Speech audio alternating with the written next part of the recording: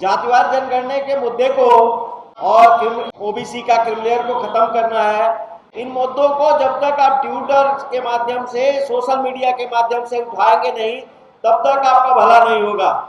माननीय चंद्रशेखर जी हैं, ऐसे 20 सांसद आप भेज दीजिए लोकसभा में और विधानसभाओं में। मैं कहता हूं आपके अधिकार आज जो मांगना हमें पड़ रहा है वो अधिकार मांगना नहीं पड़ेगा। ये जो मनुवादी विचारधारा के लोग बैठे हुए हैं लोकसभा विधानसभाओं में, वो ऑटोमेटिक चले जाएंगे। इस परिवर्तन के कारण ही मैं देख रहा हूं कि सामाजिक न्याय का आंदोलन बहुत तेजी से बढ़ेगा। ये आम आदमी पार्टी ने अपने एजेंडे में लिखा था, पिछले चुनाव में लिखा था कि 1993 की जो सर्टिफिकेट की बाध्यता है उसको हम समाप्त करेंगे। अगर इसको आप समाप्त नहीं करते हैं तो इस चुनाव में हम आपको दिखाएंगे कि कल क्या होता है। हम सभी एक मनुष्य, एक माँ के संतान है, एक पिता के संतान है। तो इस काम को अगर हम लोग सामाजिक रूप से ऐसे काम करते रहेंगे तो ये जो जातियों की खाइयां हैं इसको मिटा सकते हैं, आसानी से मिटा सकते हैं। आज हम लोगों में ही पहले ऊंच नीच डाली जाती है कि यादव ऊंचा है, पटेल ऊंचा है, प्रजापति ऊंचा है, उससे ऊंचा और लोग जाति हैं। लेकिन जब हम सामाजिक काम करते हुए, जैसे पैगाम, WTV और अन्य संस्थाएं जो काम की है, महात्मा ज्योतिबा फुले का जो हम लोग के विचार थे उनको लेके गई और उसके माध्यम से हम लोगों ने जो काम किया उसमें खाइयां पटी है। हम लोग आज जागरूक हो चुके हैं, बहुत सारे लोग मिलके अब ये बात हम करने के लिए तैयार हो जाते हैं कि हम एक परिवार बन गए हैं। अब हम आते हैं इस मुद्दे पर कि हम लोग आज यहाँ पर जो जुटे हुए हैं, सबसे बड़ा मुद्दा है हमारा जातिवार जनगणना का। जातिवार जनगणना के मुद्दे को और क्रिमिलेयर है, ओबीसी का क्रिमिलेयर को खत्म करना है। ये 2 वर्गों में SC में कैटेगराइज करने के लिए सरकार का जो वो चल रहा है उस पे और सारे मुद्दे हैं। और तीसरा है अभी दिल्ली में 1993 की जो ओबीसी की सर्टिफिकेट की बाध्यता आ रही है, बहुत ज़्यादा ये प्रभावित कर रही है कि हमारे बच्चों को जो है उनका एजुकेशन से लेके और बाकी नौकरियों में भी दिक्कत आ रही है। तो अभी आप सभी को एक और हम लोग को एक लेटर देना चाहिए कि कल में ये आम आदमी पार्टी ने अपने एजेंडे में लिखा था, पिछले चुनाव में लिखा था कि 1993 की जो सर्टिफिकेट की बाध्यता है उसको हम समाप्त करेंगे। तो उनको एक हम लोग लेटर भी लिखे और अभी भारत सरकार को भी लिखा है कि अगर इसको आप समाप्त नहीं करते हैं तो इस चुनाव में हम आपको दिखाएंगे कि कल क्या होता है। क्योंकि हम जब 90% है, अगर हम 50% वोट एक तरफ दे देना, जैसे माननीय विशंबर प्रसाद जी हैं, आप जैसे अगर हमारे 20 सांसद, मैं कह रहा हूँ 20 सांसद अगर तैयार करके, माननीय चंद्रशेखर जी हैं, आप है, ऐसे 20 सांसद आप भेज दीजिए लोकसभा में और विधानसभाओं में। मैं कहता हूं आपके अधिकार आज जो मांगना हमें पड़ रहा है वो अधिकार मांगना नहीं पड़ेगा, वो आपको खुद ही खुद मिल जाएगा। क्योंकि ये जो मनुवादी विचारधारा के लोग बैठे हुए हैं लोकसभा विधानसभाओं में, वो ऑटोमेटिक चले जाएंगे। क्योंकि आप लोग जो काम किए हैं उस काम के माध्यम से सामाजिक काम, राजनीतिक काम दोनों जो आप करते हैं, उसके लिए हम तहे दिल से आपको शुक्रगुजार हैं। और आप लोगों से जितने सामाजिक संगठन हैं, ये अपने मुद्दे को हमेशा उठाते रहो। अपने लोकसभा के जो मेंबर हैं उनको लेटर लिखते रहिए, प्रधानमंत्री को लिखते रहिए, ट्विटर के माध्यम से ट्वीट करते रहिए। इन मुद्दों को जब तक आप ट्विटर के माध्यम से, सोशल मीडिया के माध्यम से उठाएंगे नहीं, तब तक आपका भला नहीं होगा। और आज जो है माननीय निसार साहब ने एक जो बहुत अच्छी बात कही है कि जो विदेश में पढ़ने के लिए सरकार स्कॉलरशिप देती है, उस स्कॉलरशिप के, क्योंकि हमें देखिए शिक्षा ऐसी बात है, शिक्षा के माध्यम से आज मैं खड़ा हूँ, आप सभी लोग यहाँ पर शिक्षित हैं तभी तो आए हैं। तो यहाँ पर जो विदेश में पढ़ने का जो है स्कॉलरशिप, उसको दिलाने का प्रयास कीजिए। अब जो भी हमारे समाज के पूरे BC क्लास के जो बच्चे इंटेलिजेंट हैं, उनकी एक लिस्ट बनाइए, उन लिस्ट बना के भारत सरकार को दीजिए कि ये हमारे टॉप के बच्चे हैं, इनको पढ़ने के लिए वहाँ पर दिया जाए, चाहे किसी से कंपटीशन करवाना है। एक पूरे भारत में एक सिस्टम एक कंपटीशन करवा लें और उस कंपटीशन के माध्यम से हम अपने बच्चों को, हमारे बच्चों को भेजा जाए। ये मेरे कहने का मतलब है।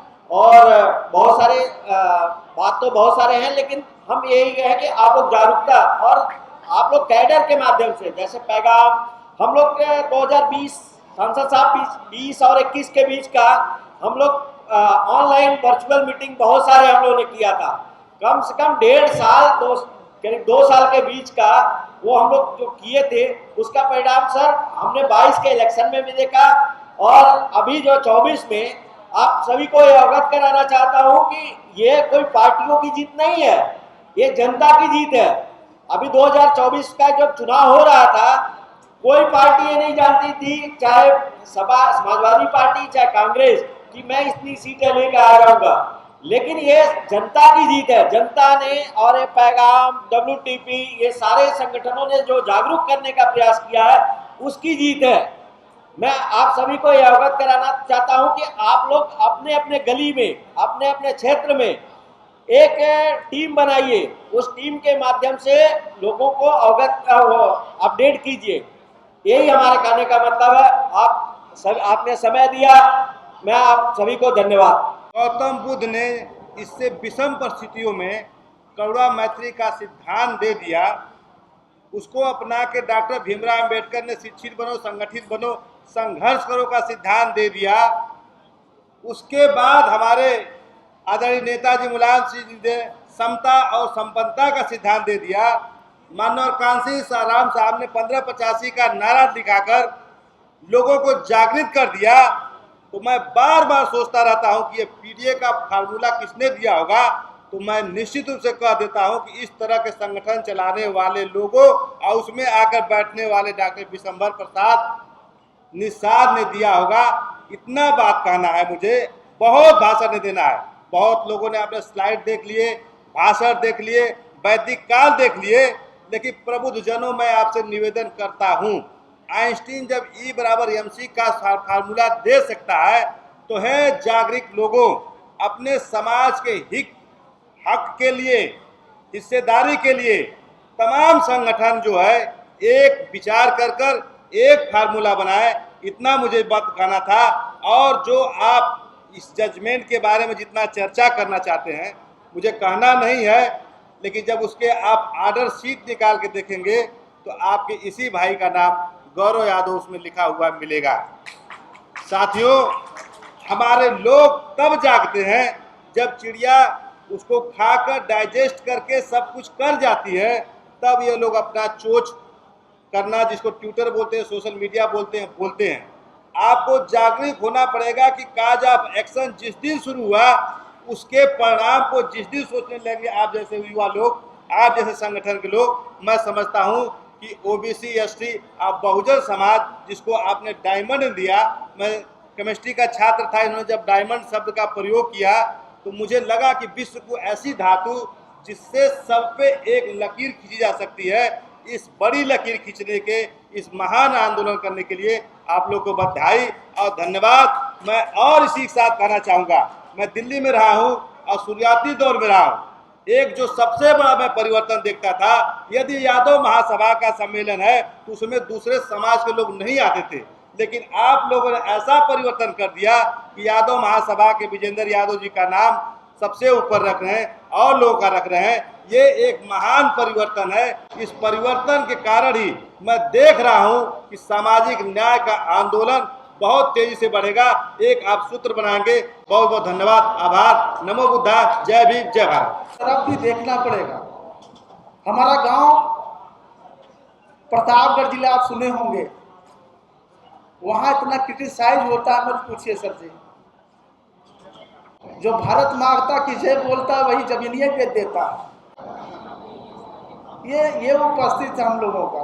तो इसलिए हमको आपको जागरूक होना है, समझदार होना है। इसलिए भगवान बुद्ध कहते हैं दुख है, दुख का कारण है, उसका निवारण है। अज्ञान ही दुख का कारण है। तो हमारा आपका ज्ञान जो अज्ञान है यही दुख का कारण है।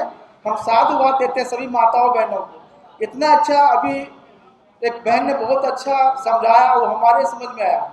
अभी हमारे समझ में भी कोसों दूर है, लेकिन धीरे धीरे आप लोगों का संगत रहेगा। ऐसे लोगों को जो इन्होंने इतना बड़ा प्रोग्राम रखा, हम बहुत धन्यवाद देते हैं। हम मंगल कामना करते हैं भगवान बुद्ध और बाबा साहब सभी महापुरुषों की करुणा आप सब पे बनी रहे और ये ज्ञान दूर तक जाए। बहुत बहुत धन्यवाद, बहुत बहुत साधुवाद। नेशनल दस्तक की आपसे गुजारिश है कि अगर इसको बचाना चाहते हैं तो नेशनल दस्तक को सब्सक्राइब करने के लिए रेड कलर के सब्सक्राइब बटन को दबाएं, फिर बेल आइकन की घंटी दबाएं। नेशनल दस्तक को बचाने के लिए बहुत ज़रूरी है कि हर खबर को शेयर करें, लाइक करें, कमेंट जरूर करें।